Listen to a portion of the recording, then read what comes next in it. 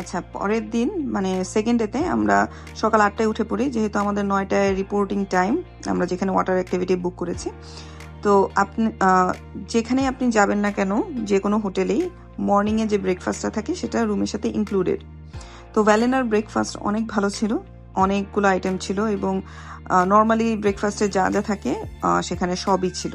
এরপর আমরা তাড়াতাড়ি রেডি হয়ে যাই এবং ওয়াটার অ্যাক্টিভিটিসের জন্য যেহেতু যাওয়া লাগবে, আমরা ওইভাবেই কাপড় চোপড় নিই এবং কাপড় চোপড় পরেও যাই।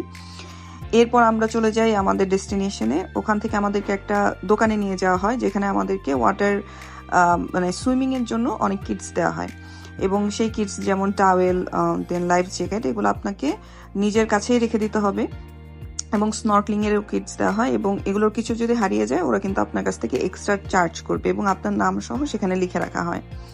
আচ্ছা, এখানে বলে রাখা ভালো, আমাদের ওয়াটার অ্যাক্টিভিটিসের জন্য লেগেছে $50। আর আপনি যদি এখানে স্যান্ড ব্যাংকে অথবা শার্ক বেতে যদি আপনি ড্রোন শ্যুট নিতে চান, তাহলে সেখানে এক্সট্রা $15 আপনাকে চার্জ করবে, $15। তো আমরা নেই, যেহেতু যাব একবারই। অ্যান্ড ওখানে ওরা সবাই বলে দেয় কিভাবে কি করতে হবে বা কিভাবে শ্বাস নিতে হবে, কি করতে হবে। তো শার্ক বেতে ফার্স্টে নামি, এটা আমাদের শটটা। আমাদের ফার্স্টে খুবই ভয় লেগেছিল আসলে, আমি আমার ফ্রেন্ড দুইজনেরই অনেক ভয় লেগেছিল। পরে আমি অনেক সুইমিং টুইমিং করি, বেশ ভালোই লাগে। এরপরে চলে যাই ফুলিদো আইল্যান্ডে। ফুলিদোতে দেখতে পাচ্ছেন যে স্ট্রিং রে ঘোরাফেরা করে ওখানে, মানে এত আরামে ঘোরাফেরা করতেছে যে কোনো ভয় নাই, এরা এত ফ্রেন্ডলি। সাথে আছে শার্ক, টার্টেল, সবই এই ফুলিদো আইল্যান্ডের চারপাশ দিয়ে ঘোরাঘুরি করছিল। অ্যান্ড জিনিসগুলো রাখাই হয়েছিল এমনভাবে যে ওরা আসলে পোজ দেওয়ার জন্য রেডি, আপনি শুধু বলবেন যে ক্লিক। তো আর হ্যাঁ, অবশ্যই ওদেরকে টাচ করা যাবে না এবং আপনার পাও সাবধানে ফেলতে হবে যাতে পাড়া না খায়। এরপর আমরা কিছুক্ষণ হাঁটাহাঁটি করি, সেখানে আমার কাছে ফুলিদো আইল্যান্ডটাও সুন্দর লেগেছে। সেখান থেকে আমাদেরকে নিয়ে যাওয়া হয় ডলফিন দেখাতে। ডলফিনের সাঁতার কাটা দেখি, এখানে দেখা যাচ্ছে কিনা জানি না, কিন্তু আমরা যখন দেখেছি খুব সুন্দর লাগছিল।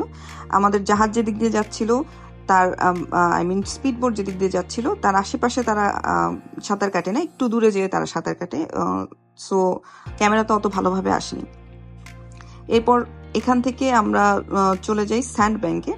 কিন্তু স্যান্ড ব্যাংকের ব্যাপারটা হচ্ছে, সেখানে যদি মাঝে মাঝে পানি এসে ভরে যায়, যখন পানি ভরে যায় তখন আসলে ওখানে যাওয়া যায় না। সো স্যাডলি আমরা আসলে স্যান্ড ব্যাংকটা দেখতে পারিনি। আমি অনেক শুনেছি যে স্যান্ড ব্যাংক অনেক সুন্দর, যেহেতু যেতে পারিনি।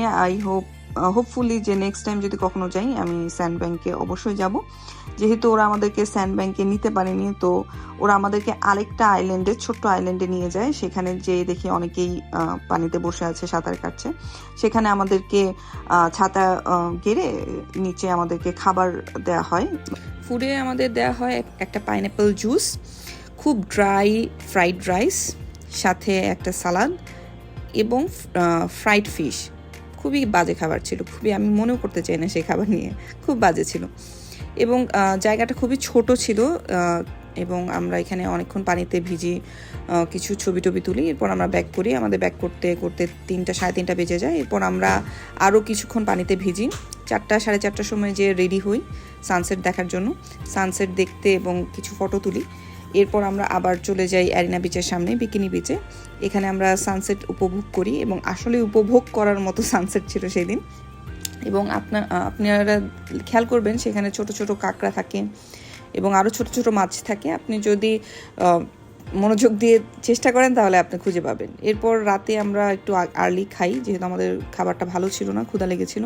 আমরা একটা পিৎজা আর একটা ফিশ অ্যান্ড চিপস অর্ডার করি। পিৎজা 110 রুপিয়া, হুইচ ইজ 880 টাকা, এবং ফিশ অ্যান্ড চিপস ছিল 80 রুপিয়া, মানে 640 টাকার মতো।